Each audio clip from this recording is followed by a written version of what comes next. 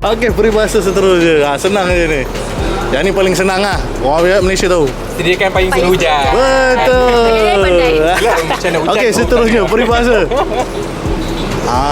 Alamak, ni apa ni? Minyak pula ni. Yang ni kalau kita dapat satu tanggungjawab yang besar. Kita kena Doa kan?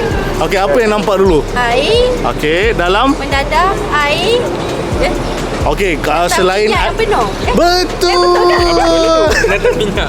Datang. Okey, seterusnya. Ini peribahasa seterusnya. Kacang lupakan kulit. Betul. Paling senang. Yang ni pun senang saya rasa. Oh, ya ke? Teka peribahasa ni. Air ni apa? Air ni cincang takkan putus. Betul. Dah habis semua ni Okey. awak. Ni last. Dah habis Okey, dah? ni last. Okey. Yang ni agak susah sikit. Oi, apa benda ni? Apa yang abang nampak daripada gambar?